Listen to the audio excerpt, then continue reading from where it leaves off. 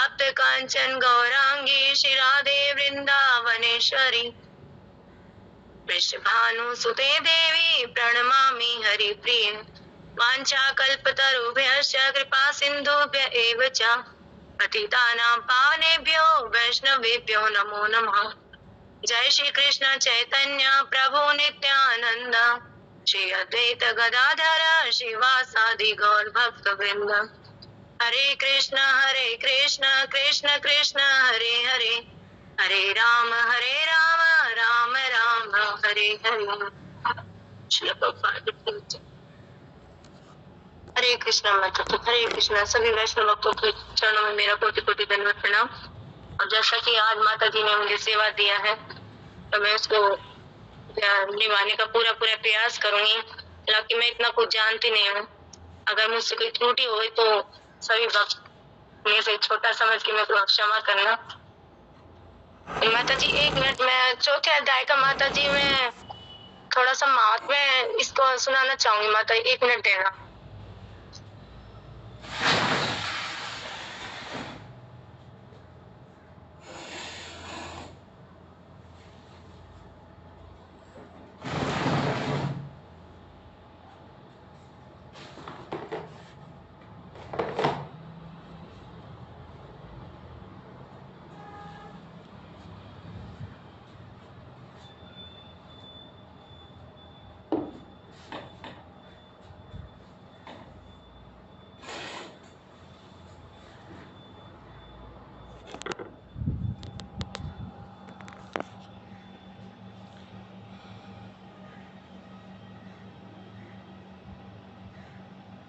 हरे कृष्ण माता जी। जैसे प्रभु जी बोलते हैं कि ना हमारी भगवत गीता का जो है कितना जो है इसको जो पढ़ता है ना उसको जो है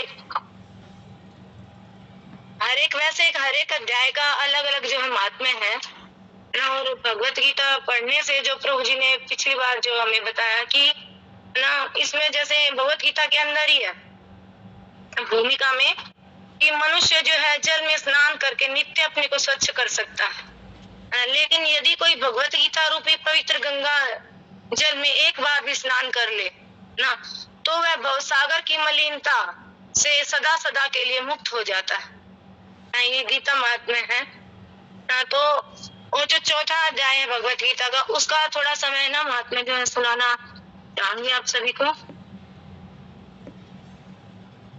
कि एक बार जो भगवान श्री कृष्ण बोले, इस अविनाशी कर्मियों को मैंने सूर्य से कहा और सूर्य ने मनु से कहा और मनु ने राजा इक्ष्वाकु से कहा। हे अर्जुन, इस परंपरा से प्राप्ति है योग सब राजर्षियों ने जाना, परंतु अधिक समय व्यतीत होने से ये लुप्त हो गया और वही प्राचीन योग जो है आज मैंने तुम्हें बताया है। तो भगवान जो है श्री कृष्ण जो है अर्जुन को बता रहे हैं। तो इसमें जो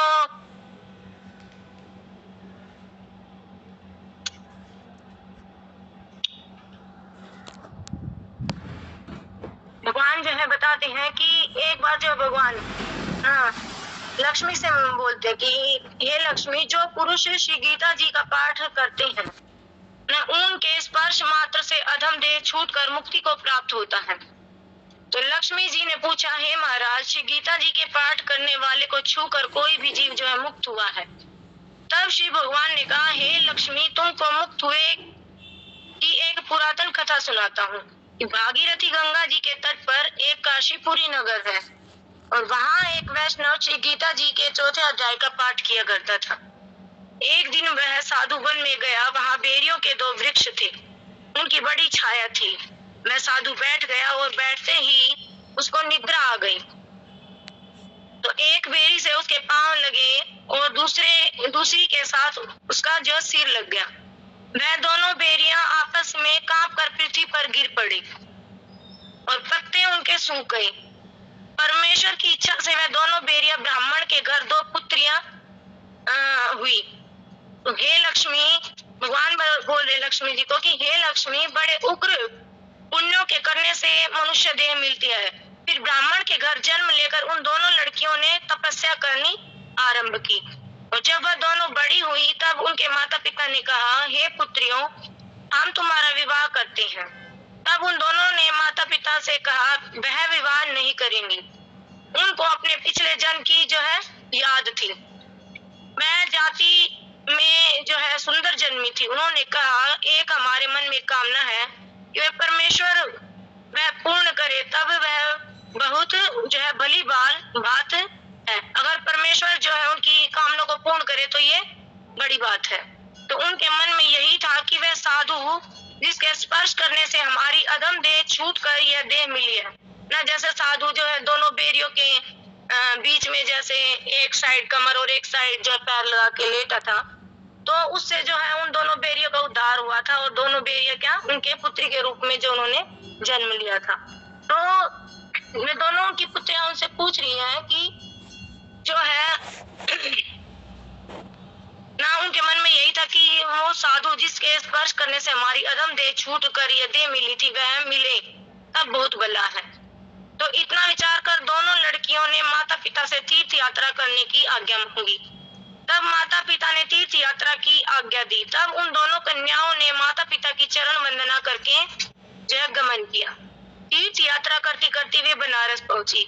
वहां जाकर देखा वह तपस्वी बैठा है जिनकी कृपा से हम बेरी की देह से छूटी है। तब दोनों कन्याओं ने चरण वंदना करके विनय करी, हे संत जी धन्य हो, आपने हमको कृतार्थ किया है। तब उस तपस्वी ने कहा तुम कौन हो, मैं तुमको नहीं पहचानता। तो कन्याओं ने कहा हम आपको पहचानती हैं, हम पिछले जन्म में बेरियों की योनि में थी।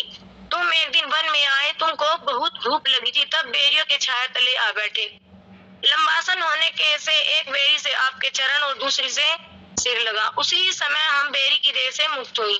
तुम्हारी कृपा से हमारी गति हुई है। श्री गीता जी के 4थे अध्याय का ऐसा महात्म्य है कि तब वह मन क्रम और वचन से नित्य प्रति जो है पाठ करने लगा। तब श्री नारायण जी ने कहा हे लक्ष्मी, यह 4थे अध्याय का महात्म्य है जो सुनाया है। तो यही ना कि भगवत गीता का हर एक अध्याय न भगवान की कृपा से भरा।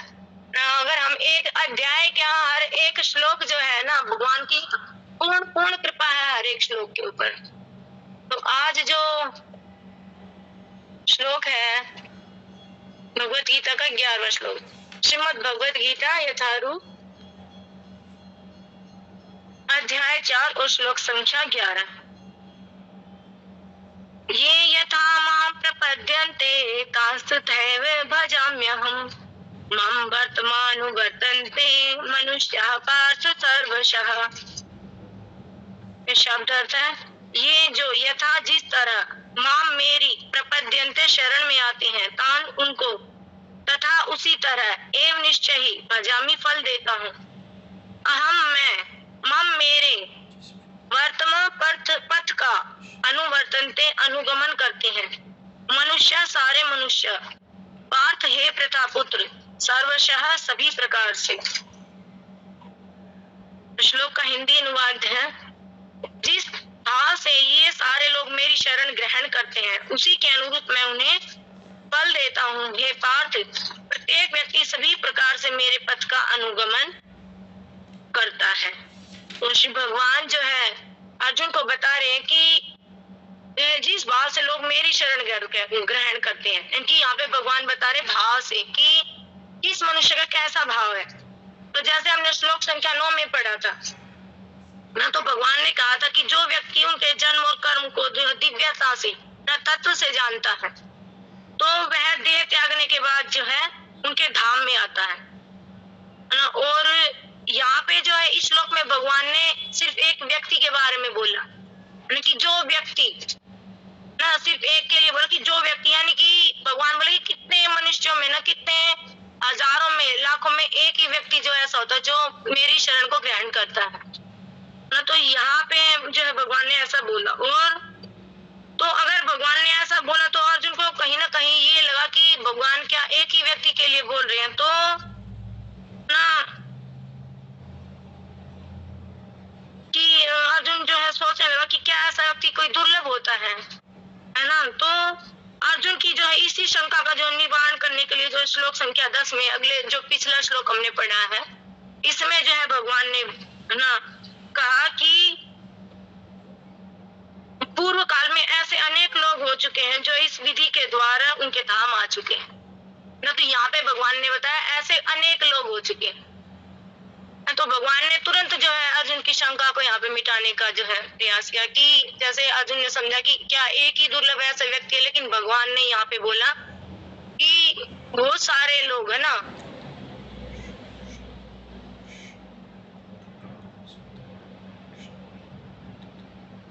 बहुत से व्यक्ति जैसे आए ना, मेरी शरण में आकर बहुत से व्यक्ति भूतकाल में मेरे ज्ञान से पवित्र हो चुके हैं। तो अब जो ये श्लोक है इसमें भगवान जो है बता रहे हैं कि इस श्लोक में जो है ना भगवान जो कह रहे हैं कि जिस भाव से सारे लोग, यहाँ पे भी भगवान ने बोला सारे लोग मेरी शरण ग्रहण करते हैं, लेकिन भगवान ने जो मेन पॉइंट का कि भाव से, जिस भाव से, कि हमारा जो है क्या भाव है भगवान की तरफ जाने के लिए ना, उसी के अनुरूप मैं उन्हें फल देता हूँ कि हे पार्थ, प्रत्येक व्यक्ति सभी प्रकार से मेरे पद का अनुगमन करता है। तो एक बार हम जो है श्रील प्रभुपाद का तात्पर्य पढ़ लेते हैं न। जगत श्रील प्रभुपाद की जय। तात्पर्य श्रील प्रभुपाद के द्वारा प्रत्येक व्यक्ति कृष्ण को उनके विभिन्न स्वरूपों में खोज रहा है। भगवान श्री कृष्ण को अंशतः उनके निर्विशेष ब्रह्म ज्योति तेज में तथा प्रत्येक वस्तु के कण कण में रहने वाले सर्वव्यापी परमात्मा के रूप में अनुभव किया जाता है, लेकिन कृष्ण का पूर्ण साक्षात्कार तो उनके शुद्ध भक्त ही कर पाते हैं। तो यहाँ पे जो है श्रील प्रभुपाद बता रहे हैं कि प्रत्येक व्यक्ति जो है कृष्ण को उनके विभिन्न रूपों में खोज रहा है। तो उनके विभिन्न रूप जैसे भगवान के, हम भगवत गीता में आगे भी पढ़ेंगे कि भगवान के तीन रूपों में हम भगवान को जान सकते हैं, ब्रह्मेति, परमात्मेति और भगवानेति शब्देति। तो अगर हम देखें तो सभी लोग जो है भगवान को ढूंढ रहे हैं, और जब तक हमें जो है कृष्ण का प्रेम नहीं मिलता है ना, तब तक हम जो है ढूंढते ही रहेंगे है ना आनंद को। हमें क्या चाहिए इस संसार में, सभी जो है जीव उनको क्या आनंद की खोज में है कि किसी तरह से आनंद जो है मिल जाए ना। हर व्यक्ति को किसी न किसी प्रकार से जो है आनंद ढूंढ रहा है इस संसार। और आनंद है क्या ना, आनंद हम किसकी खोज कर रहे हैं? भगवान कृष्ण की। अगर एक तरफ से हम देखें तो भगवान कृष्ण की खोज रहे हैं, क्योंकि सारा पूर्ण आनंद किस में है? भगवान श्री कृष्ण में है ना। तो जब तक जो है कृष्ण हमें नहीं मिलेंगे तब तक कोई भी चीज जो है संसार में पूर्ण संतुष्ट नहीं हो पाएगा है ना। जब तक हम भगवान कृष्ण की शरण नहीं लेंगे ना, भगवान कृष्ण का प्रेम प्राप्त नहीं करेंगे, तब तक इस संसार में, इस सृष्टि में कोई भी जीव जो है ना पूर्ण संतुष्ट नहीं हो पाएगा। जैसे कि अब अगर किसी के पास बहुत सारा धन है ना, खूब तरह से अमीर है, क्या वो हर तरह से संतुष्ट है इन संसार में? अगर हम देखें तो ना, जैसे कि अंबानी है, उसके पास क्या कोई धन की कमी है? बहुत सारे ऐसे जो है इस संसार में ऐसे जीव हैं जिनके पास जो है किसी भी चीज की कमी नहीं है, लेकिन फिर भी वे जो संतुष्ट नहीं है ना। संतुष्टि अगर किसी को भी चाहिए तो हमें जो है भगवान कृष्ण की शरण जो ग्रहण करनी पड़ेगी, और भगवान के चरणों में ही जो है आनंद है ना, और संतुष्टि हमें जो है वहीं से प्राप्त होगी। तो जैसे कि अब इसमें प्रभुपाद बता रहे कि भगवान को हम तीन तरह से जान सकते हैं ना, ब्रह्मेति, परमात्मेति और भगवानेति है ना। तो जैसे भगवान जो है ना, कितने सुंदर है भगवान ना। जैसे पीछे भी हमने कथा सुनी थी माता जी से, और जो रामानुजाचार्य है उनके जो एक शिष्य थे ना, पहले वो जो है अपनी पत्नी के में सुंदरता देखते थे ना, अपने जो है पत्नी को पीछे, मतलब पीछे चलते थे और सामने से अपनी पत्नी को देखते चलते थे ना। तो वो जो है अपनी पत्नी में जो सुंदरता को खोजते रहते थे, लेकिन जो है असली सुंदरता जो है उन्होंने रामानुजाचार्य ने बताया कि असली सुंदरता तो भगवान में, अगर भगवान को देखोगे तो इससे ज्यादा सुंदर कोई नहीं है संसार में। तो यही है ना, जैसे भगवान का एक नाम भी है श्याम सुंदर ना, तो भगवान से अधिक सुंदर जो है इस सृष्टि में कोई है नहीं। तो हम अगर सुंदरता कहीं देखने की खोज करेंगे, कहीं भी खोजेंगे, तो भगवान से ज्यादा अधिक सुंदर हम किसी को पाएंगे नहीं। तो जैसे कालिया, दमन की लीला में कालिया ने जब भगवान को देखा तो भगवान से ज्यादा सुंदर कालिया ने किसी को नहीं पाया, है ना।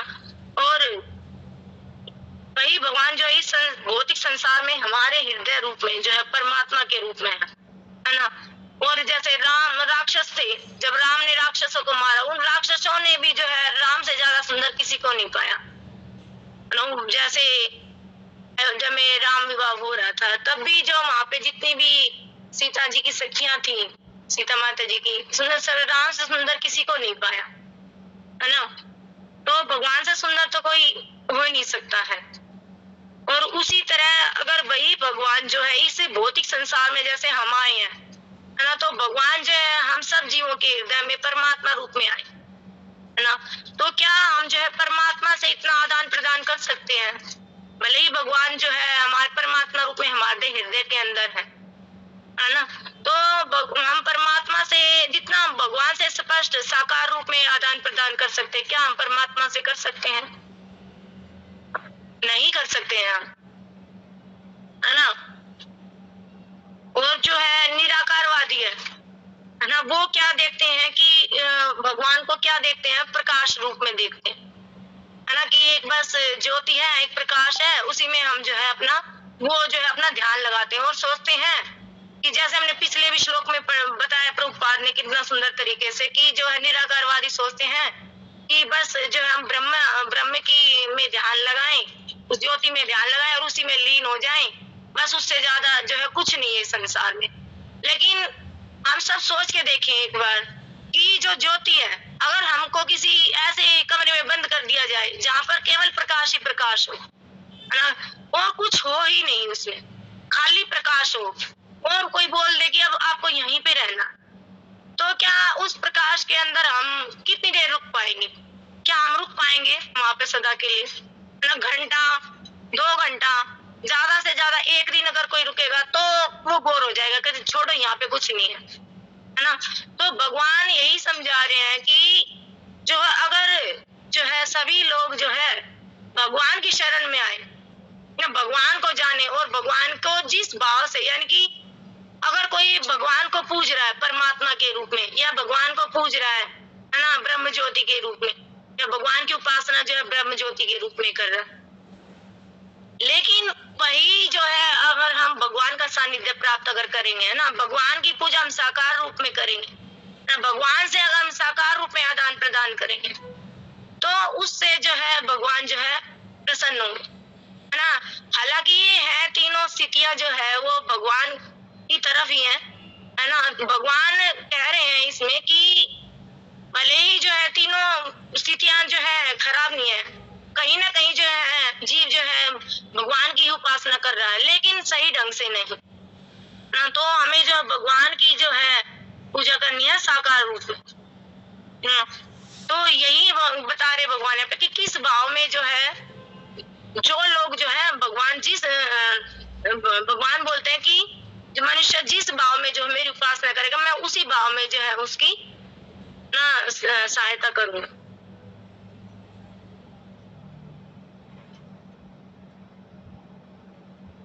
और जो है हम भगवान को जो है अच्छे से कैसे साकार रूप में ही जान सकते हैं।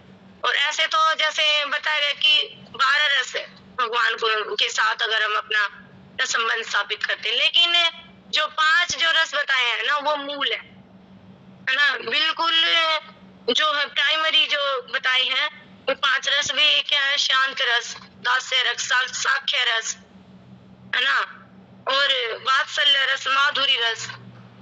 तो भगवान बोलते कि जिस भाव में जो है तुम मुझे बसते हो, तो जैसे कि हनुमान है ना, हनुमान जी ने कैसे भगवान को उनकी जो है सेवा स्वीकार की, है ना, कि मैं जो भगवान का दास हूँ, है ना। और मैं हनुमान ने बोला कि मैं जो है सनातन काल तक भगवान की सेवा करना चाहता हूँ, तो भगवान ने क्या उसको दास्य रस का जो अनुभव कराया। और गरुड़ जी है, गरुड़ जी भी जो है भगवान के दास है। ऐसे तो हम सभी जीव जो है भगवान के दास है ना। से बताया गया है चैतन्य चरितामृत में कि कृष्ण जीवेर स्वरूप होए कृष्ण नित्य दास। तो हर जीव तो भगवान का दास है ना। तो अगर भगवान की हम कोई भी सेवा या भगवान के किसी भी रस में अगर हम जो है भगवान की सेवा करते हैं तो हम भगवान के दास ही है वैसे, है ना। तो क्योंकि जो कृष्ण जो वो सबके स्वामी है, जब अगर कृष्ण भगवान जो है सबके स्वामी है तो हम सब जी जो है दास भगवान के हैं। और अब चाहे कि जैसे कि दास से साख्य किसी भी रस में जो है भगवान की सेवा हम करें, केवल कृष्ण ही जो है स्वामी है। एक ईश्वर कृष्ण और सब कृत्य, यानी कि भगवान जो है ईश्वर केवल एक है और सभी जो भगवान के दास है। तो जो पूरी सृष्टि है जो कृष्ण की दास है। और अगर सखा रूप में अगर हम जो भगवान की जो है सानिध्य प्राप्त करते हो, जैसे अर्जुन है ना भगवान की सेवा करते साख्य रूप में ना, अर्जुन है ना, और सुदामा है ना भगवान के सखा है, श्री दामा है भगवान के सखा है। तो ये सब जो है इस तरह से भगवान की सेवा जो है साख्य रूप में करते हैं।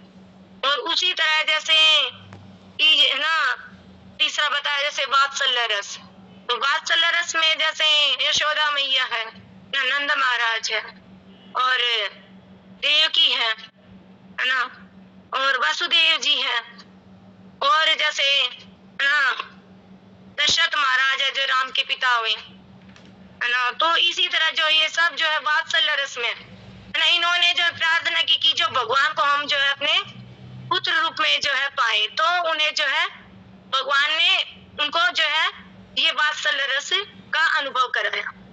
तो यही है कि भगवान के जिस भाव में हम भगवान को चाहते हैं भगवान उसी रस का जो अनुभव हमें कराते हैं।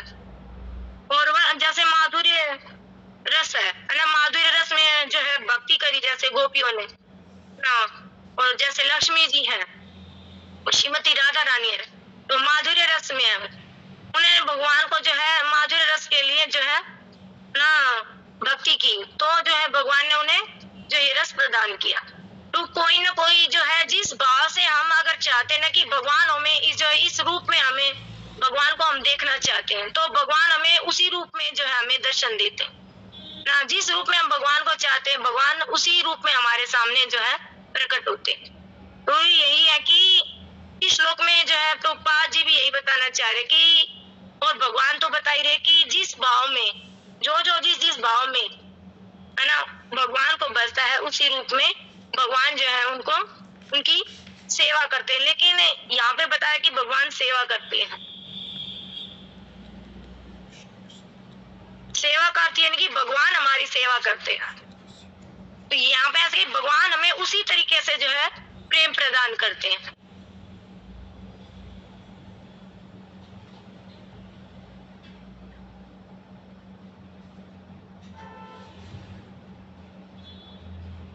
और उसके बाद प्रभुपाद जी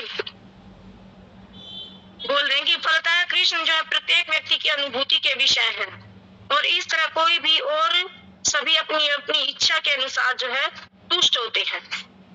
बताने की फलतः कृष्ण जो है प्रत्येक व्यक्ति की अनुभूति के विषय, प्रत्येक व्यक्ति की हर एक व्यक्ति की अनुभूति की कौन जो है भगवान को किस रूप में चाहता है तो उनके विषय, और इस तरह कोई भी और सभी अपनी अपनी इच्छा के अनुसार तुष्ट होते हैं। तो यहाँ पे बता रहे प्रभुपाद जी की इस तरह कोई भी इनकी कोई भी और सभी ना अपनी अपनी इच्छा के अनुसार, यहाँ पे किसी एक व्यक्ति के लिए नहीं बोला है ना, प्रभुपाद ने भी सभी के लिए बोला कि सभी जो है अपनी अपनी इच्छा के अनुसार तुष्ट होते हैं।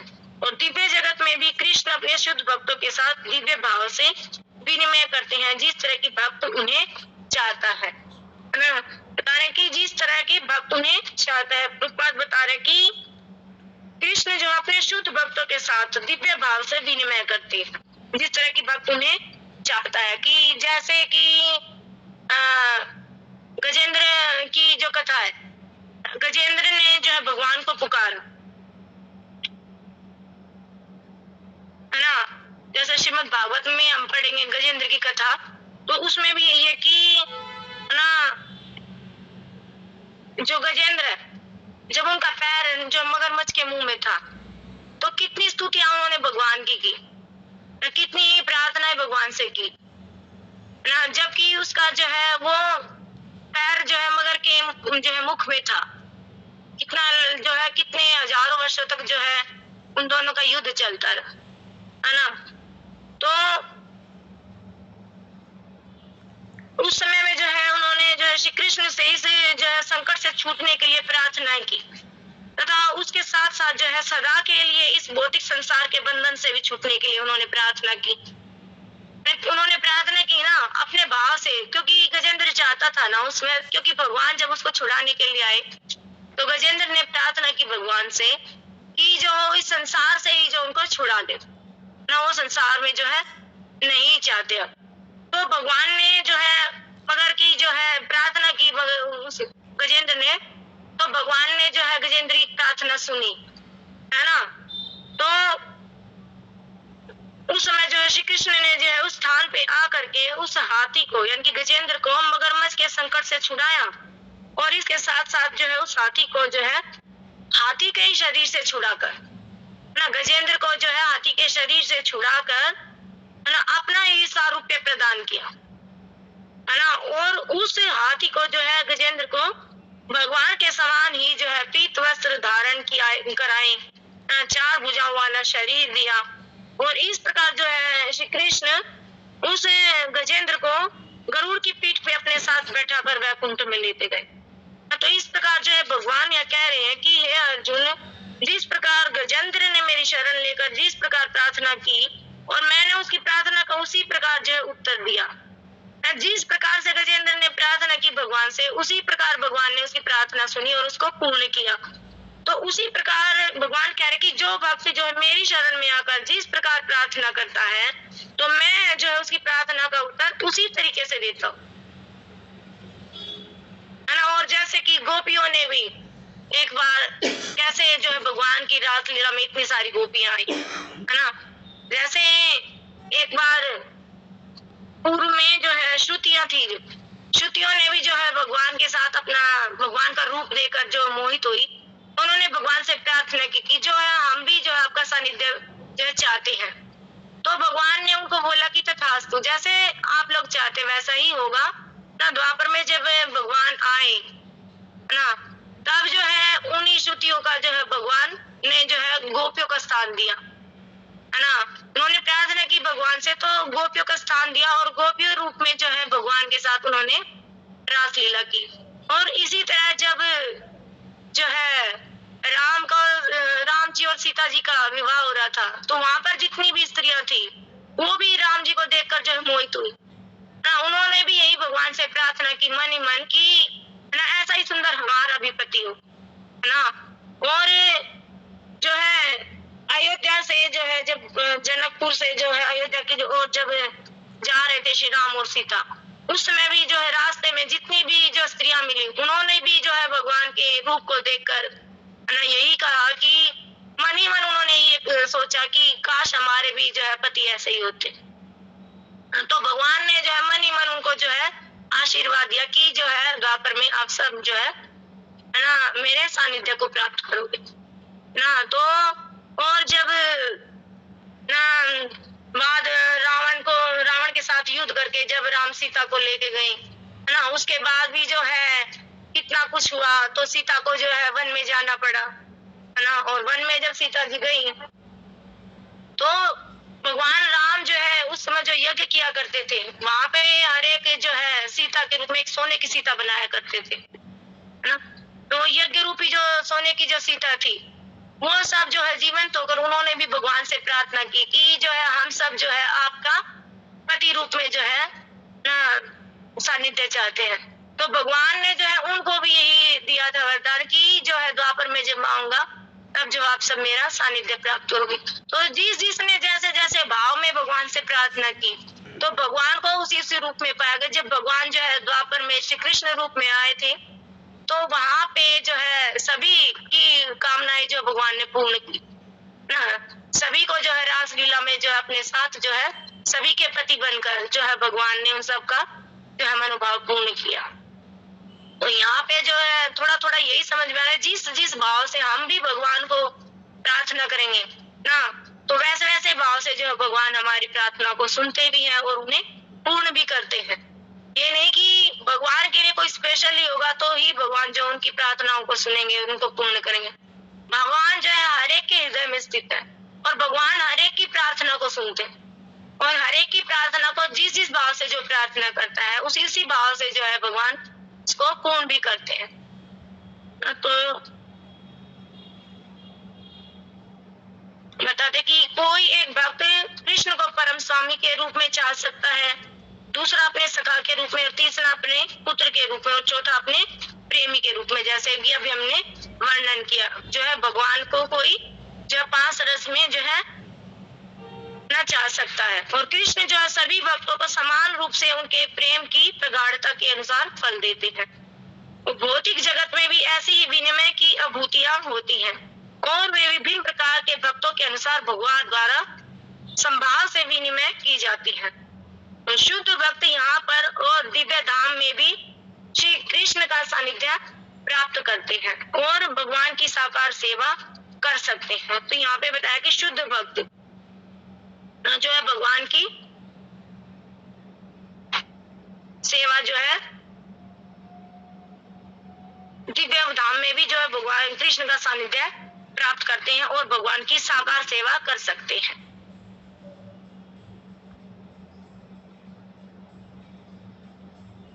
तो यहाँ पे जैसे बताया कि कोई भी है ना, अगर वो शुद्ध भक्त है तो वो भगवान के धाम में भी जो कृष्ण का सानिध्य प्राप्त करते हैं ना। जैसे हमने पीछे पढ़ा कि 3 तरह के जो है जो भगवान को ना लोग जो है समझते हैं, भगवान को 3 तरीके से समझते हैं कि भगवान को या तो ना परमात्मा रूप में या जो ब्रह्म ज्योति के रूप में या फिर भगवान के रूप में। जो भगवान को शुद्ध रूप में भगवान साकार रूप में समझता है तो वो भगवान के लास्ट में भी जो है भगवान के अगर शुद्ध भक्ति वो भगवान की करता है तो लास्ट में भगवान के धाम जाकर वो भगवान की सेवा जो है भगवान के धाम में भी साकार रूप में कर सकता है। तो इस तरह वे उनकी प्रेम भक्ति का दिव्य आनंद प्राप्त करते हैं। किंतु जो निर्विशेषवादी हैं और जो जीवात्मा के अस्तित्व को मिटाकर आध्यात्मिक आत्मघात करना चाहते हैं, कृष्ण उनको भी अपने तेज में लीन करके उनकी सहायता करते हैं। तो यहाँ पे प्रभुपाद जी बता रहे हैं कि जो निर्विशेषवादी हैं, जो भगवान को साकार रूप में नहीं मानते हैं, है ना, और जो जीवात्मा के अस्तित्व को मिटाकर, है ना, बोलते हैं ना कि जो है हम जो है इस ज्योति में ध्यान लगाएंगे तो हमारा अंत कैसे होना कि हमें जो है ब्रह्म ज्योति में ही लीन हो जाना है ना। तो वो यहाँ पे बता रहे कि जो जीवात्मा के अस्तित्व को मिटाकर आध्यात्मिक आत्मघात करना चाहते हैं, है ना, तो कृष्ण जो है उनको भी अपने तेज में लीन करके उनकी सहायता करते हैं ना।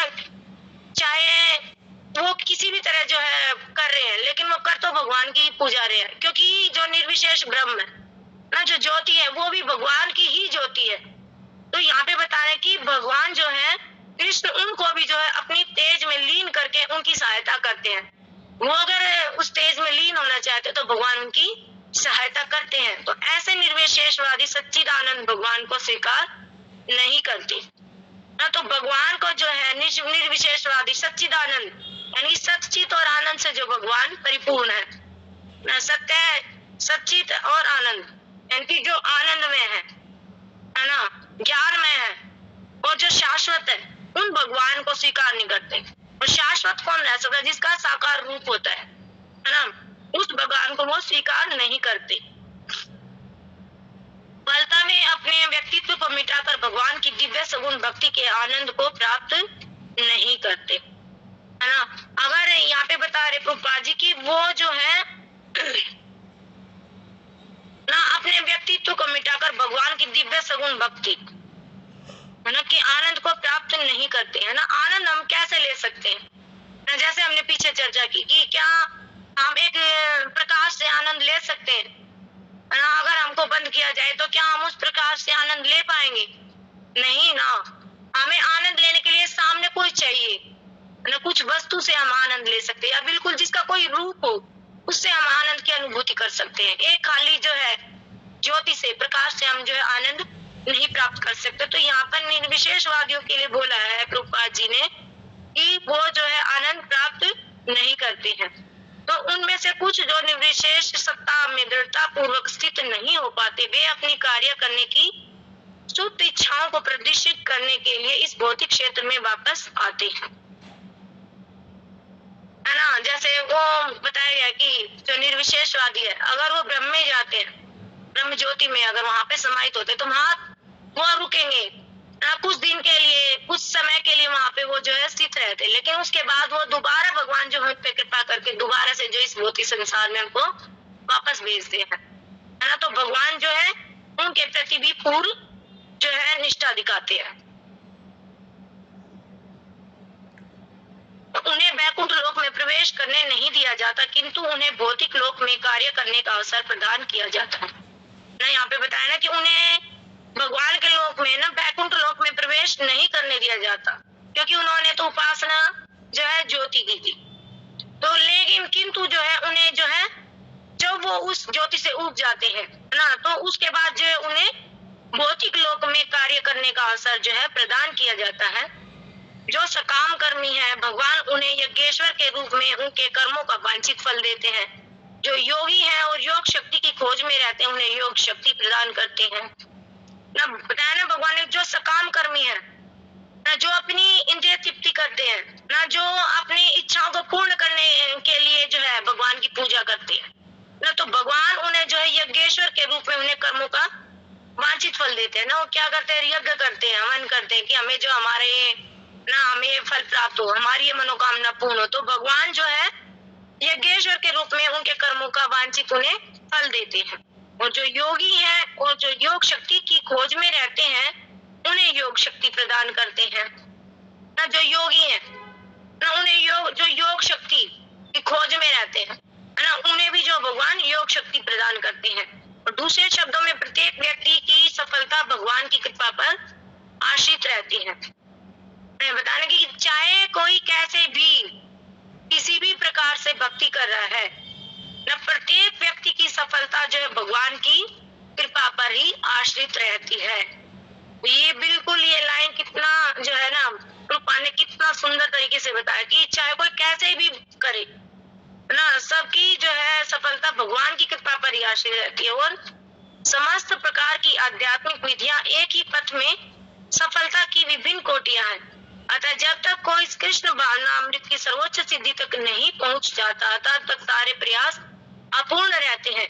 जैसा कि श्रीमद् भागवत में कहा गया है, अकामः सर्व कामो वा मोक्ष कामा उदारधीहि त्रिवेण भक्ति योगेन यजेत पुरुषं परम।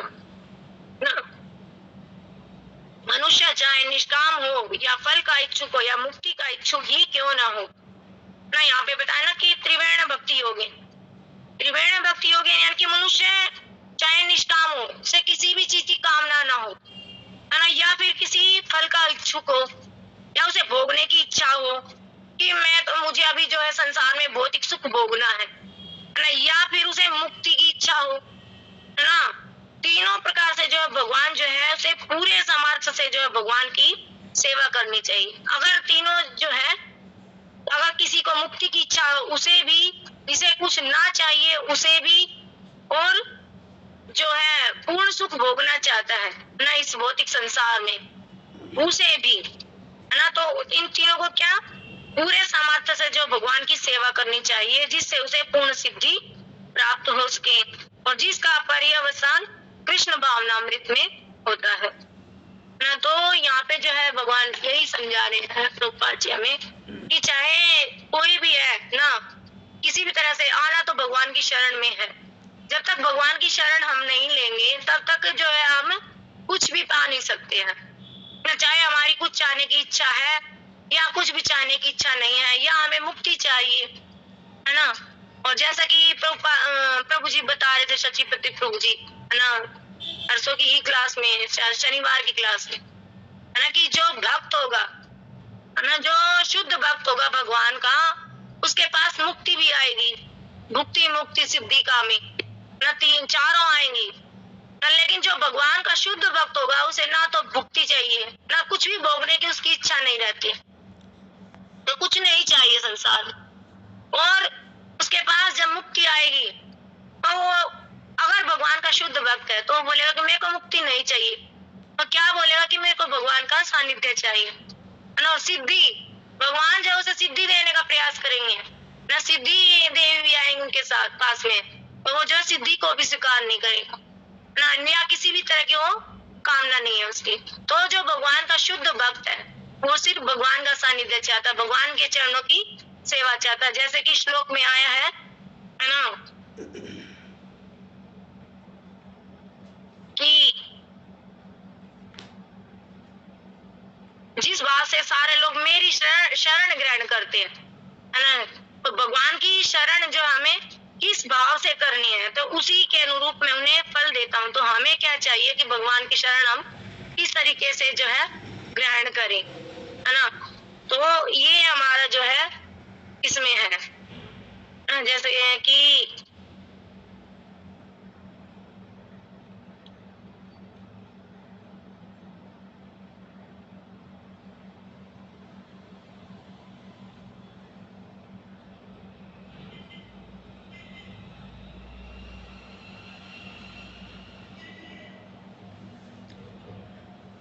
जैसे कि यहाँ पे बताया ना कि भगवान जैसे बोले कि जैसे जैसे कोई मेरी शरण ग्रहण करता है मैं उसी प्रकार से जो है उनको ऐसा ही जो मैं फल देता हूँ या उनकी मैं सेवा करता हूँ। तो यहाँ पे एक इसका अगर हम अर्थ निकाले तो भगवान यही कह रहे कि मैं उसी प्रकार से जो है उनकी प्रार्थना को स्वीकार करता हूँ, वो जैसा वो चाहते मैं उनकी सेवा करता हूँ। जैसे कि हमने पढ़ा कि भगवान जो है ना स्वामी है, भगवान सेवक नहीं है, सेवक तो जो है जीव है ना। पूरी सृष्टि जो भगवान की दास है, और जो है श्री कृष्ण जो है मनुष्य के समाज में ना समय समय पर आकर जो है अवतार लेते हैं, है ना, और जो है धर्म की स्थापना करते हैं, और तो जो है सामान्य जो मनुष्यगण जो है श्री कृष्ण के द्वारा जो है स्थापित किए हुए धर्म के ही मार्ग पर चलते हैं, है ना। और जो लोग जो श्री कृष्ण के द्वारा बताए मार्ग पर नहीं चलते हैं वे जो है मनुष्य है ही नहीं ना, वे किसके समान है, पशु के समान है, और उनके लिए जो धर्म की आवश्यकता भी नहीं है। परंतु जो है मनुष्य के जीवन में धर्म की उतनी ही आवश्यकता है जितनी जो है हमें भोजन की ना निद्रा की आवश्यकता है, उतनी है जो हमें ना भगवान के धर्म की जो है उतनी हमें आवश्यकता है। तो यहाँ पर जो है वह धर्म जो है श्री कृष्ण के द्वारा ही बताया गया, और ये सारा धर्म जो है भगवान के द्वारा ही बनाया। तो यहाँ पर जो है भगवान कह भी रहे हैं कि मनुष्यगण जो है उनके मार्ग के अनुसार ही अगर चलते हैं तो जो है प्रत्येक जीव है दुख और मृत्यु से छूटने के प्रयास में जो है ना श्री कृष्ण को ही ढूंढ रहे हैं ना, अर्थात है कि जीव ना या तो जानता हो या नहीं जानता हो ना, परंतु जो भगवान श्री कृष्ण ना या तो हम कोई भी भक्ति कर रहे हैं या कोई भी हम कार्य कर रहे हैं, हम नहीं जानते हैं कि हमें क्या कार्य करें, लेकिन भगवान हर एक कार्य के ऊपर जो हमारे हर एक कार्य के ऊपर जो है भगवान की निगाह, और कहीं ना कहीं हम इनडायरेक्टली जो है भगवान को ढूंढ रहे हैं ना। और भगवान क्या है, आनंद है, सच्चिद और आनंद। तो हम कहीं ना कहीं भगवान को जो है ढूंढ रहे हैं, आनंद को ढूंढ रहे तो स्वयं भगवान को ही ढूंढ रहे ना। तो क्योंकि जो है श्री कृष्ण की सेवा में जो है जन्म मृत्यु और ना दुखों से जो है छुटकारा है। अगर हमें जन्म से मृत्यु से और इन दुखों से अगर छुटकारा पाना है तो भगवान की जो हमें चरण की सेवा जो है ग्रहण करनी पड़ेगी, तभी जो है हम सभी प्रकार के जितने भगवान अभी हमने जो रस गिना ना इन सभी दिव्य रसों की हम प्राप्ति जो है कर पाएंगे। तो यही जो मेरे को थोड़ा सा इस श्लोक में समझ में आया ना। अगर मैं कुछ इस श्लोक में अगर कुछ भी गलत बोल पाई हूँ तो आप सभी जो है मुझे क्षमा करना।